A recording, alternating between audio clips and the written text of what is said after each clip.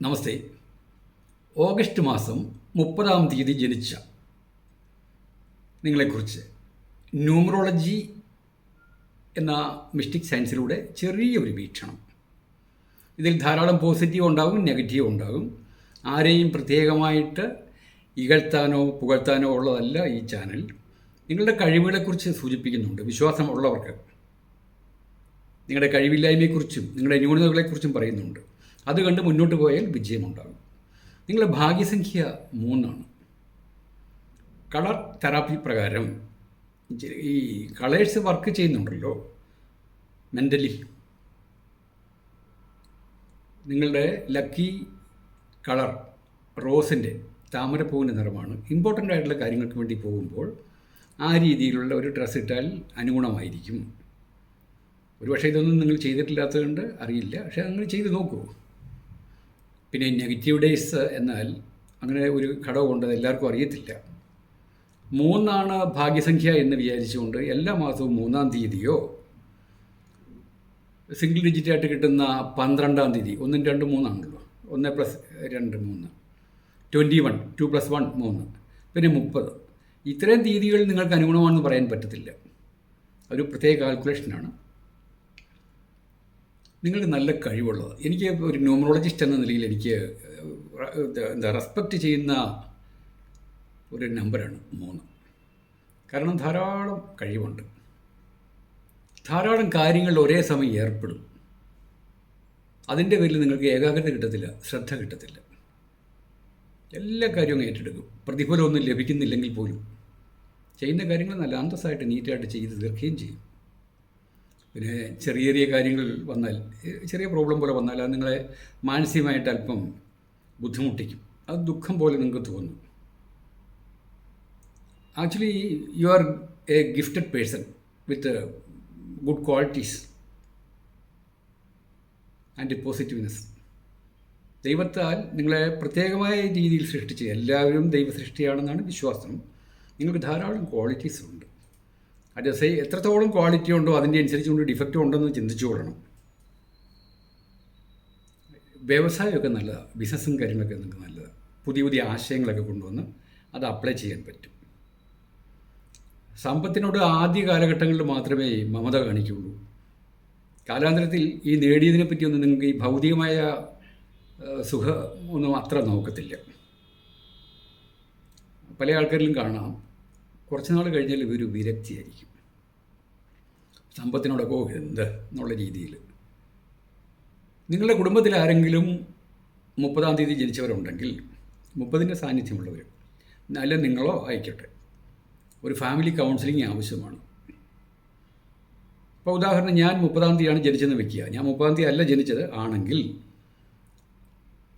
എൻ്റെ ഈ പ്രായം വെച്ചുകൊണ്ട് ഞാൻ എന്തെങ്കിലുമൊക്കെ നേടിയിട്ടുണ്ടെങ്കിൽ എനിക്ക് അതിനോടൊക്കെ ഒരു വിരക്തിയായിരിക്കും. ഒരു പക്ഷേ ഞാൻ ഒരു ദിവസം ഇവിടെ നിന്ന് ഇറങ്ങിപ്പോകും. പ്രത്യേകിച്ച് കാരണങ്ങളൊന്നുമില്ല, എനിക്കൊരു ഇന്നർ കോളിംഗ് ഉണ്ട്. അനാഥനായിട്ട് നടക്കുക, അലഞ്ഞു നടക്കുക എന്നൊക്കെ നമ്മൾ സമൂഹത്തിൽ കാണത്തില്ലേ. ഇത്രയും നല്ല സൊസൈറ്റിയിൽ പല ആൾക്കാർ അലഞ്ഞു നടക്കാറുണ്ടല്ലോ.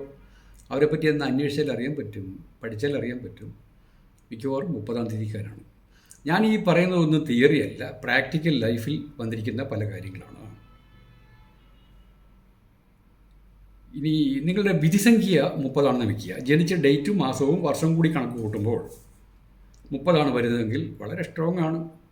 എന്താശയവും നിങ്ങൾ ഈസിയായിട്ട് അപ്ലൈ ചെയ്യും. യോഗി ആദിത്യനാഥ് ഇന്ത്യയിൽ അറിയപ്പെടുന്ന ഒരു മുഖ്യമന്ത്രിയാണ്. നല്ല രീതിയിലായാലും മോശം രീതിയിലായാലും. ഈ ബുൾഡോസറിൻ്റെ ഒരു ഏർപ്പാട് അദ്ദേഹം അവിടെ കൊണ്ടുവന്നു. അനീതി കാണിക്കുന്നവരാരായാലും ശരി, അവരുടെ വീട്, ഭവനം ഇടിച്ചു പൊളിച്ച് കളയുക.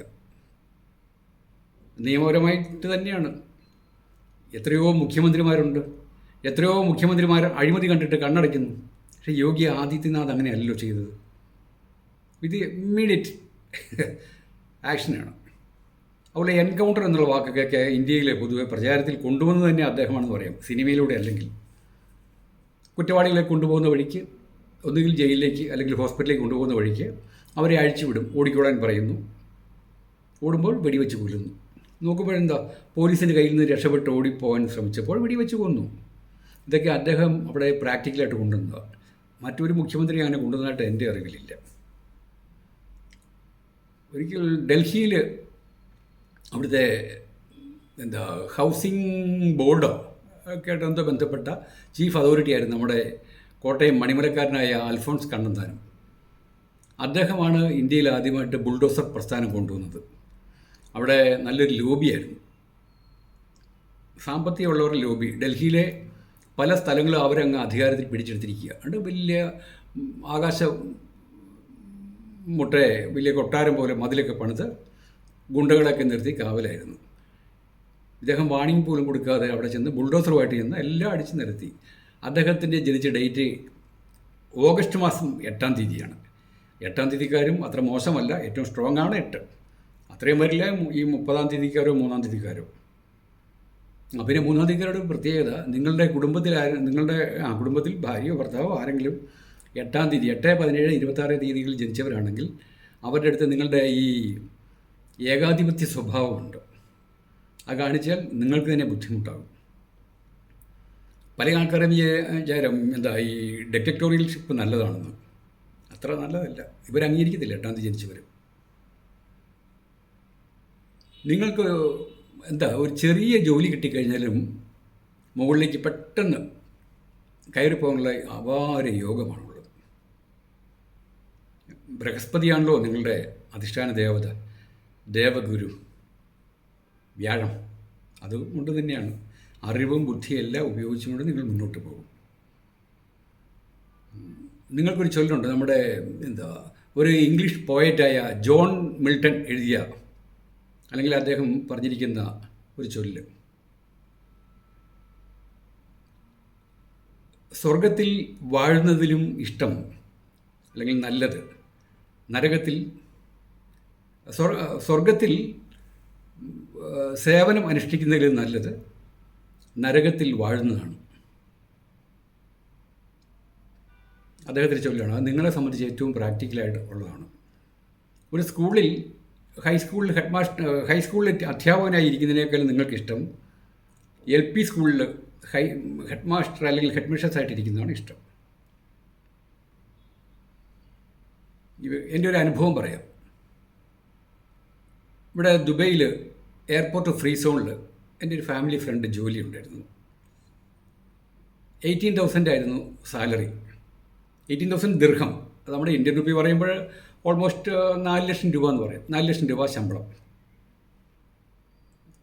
അവരുടെ ലേഡിയാണ്, നമ്മുടെ ഫാമിലി ഫ്രണ്ടാണ്, വൈഫിൻ്റെയൊക്കെ സുഹൃത്താണ്.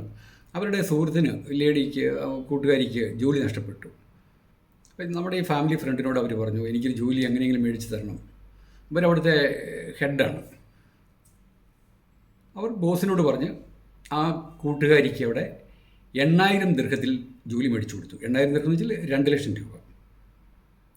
അധികം വൈകാതെ ഇവർക്ക് നാട്ടിൽ ഒരു മാസത്തെ അവധിക്ക് പോയിട്ട് തിരിച്ചു വന്നപ്പോഴേക്കും ബോസ് പറഞ്ഞു, നിങ്ങളെക്കാളും ഭംഗിയായിട്ട് നിങ്ങൾ കൂട്ടുകാരി വർക്ക് ചെയ്യുന്നുണ്ട്, അതുകൊണ്ട് മാക്സിമം 1 മാസം കൂടി വർക്ക് ചെയ്താൽ മതി, ബാക്കി കാര്യങ്ങൾ കൂടി അവരെ ഒന്ന് പഠിപ്പിച്ചോളാൻ പറഞ്ഞു.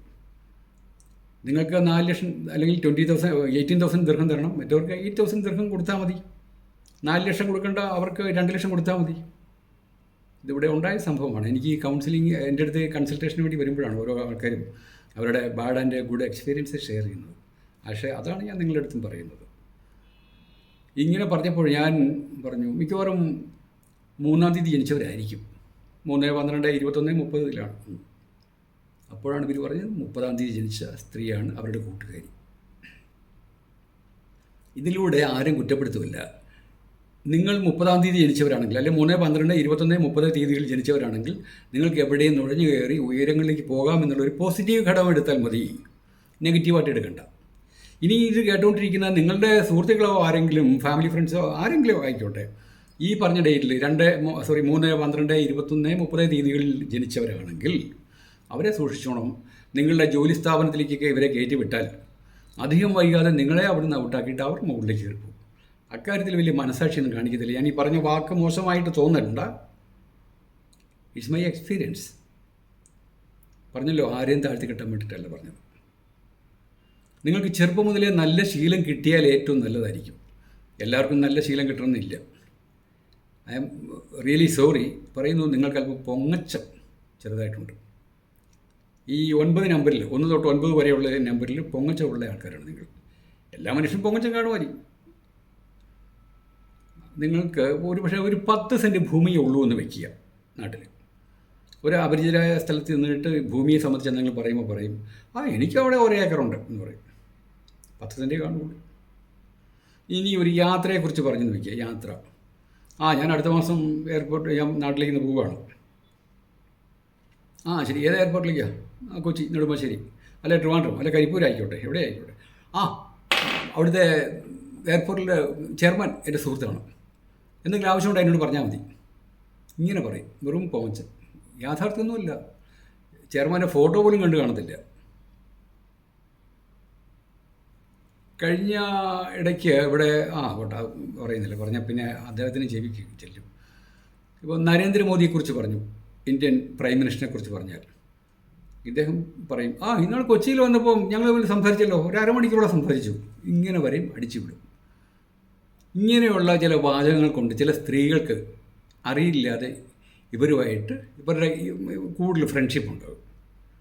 മറ്റുള്ളവരുടെ മുമ്പിൽ ഇല്ലാത്ത കാര്യം ഊതി വിരിപ്പിച്ചുകൊണ്ട് ഫ്രണ്ട്ഷിപ്പ് ഉണ്ടാക്കുകയും നിങ്ങളുടെ ആ ഡിക്റ്ററ്റോറിയൽഷിപ്പ് ഏകാധിപത്യം അതിലൂടെ കാണിക്കുകയും ചെയ്യും. അങ്ങനെ നിങ്ങൾ ധാരാളം ശത്രുക്കളെ ആഴ്ചയിൽ ഒരു ആളെ വെച്ച് എങ്കിലും എടുക്കുന്നുണ്ട്. നിങ്ങളൊന്ന് സ്വയം ചിന്തിച്ച് നോക്കിക്കൂ. നിങ്ങൾക്ക് ആത്മാർത്ഥതയുള്ള ഏതെങ്കിലും ഒരു ഫ്രണ്ട് ഉണ്ടോ എന്ന്. നിങ്ങളുടെ പ്രായം എത്ര ആയിക്കോട്ടെ, നിങ്ങൾ ആരും ആയിക്കോട്ടെ, നിങ്ങൾ സ്വയമായിട്ടൊന്ന് സ്റ്റഡി ചെയ്യുക. അതൊക്കെ ഒന്ന് റിയലൈസ് ചെയ്യണം. ഇതാണ് ഈ ന്യൂമറോളജിയുടെ പ്രത്യേകത.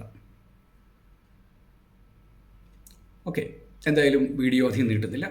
Thank you very much.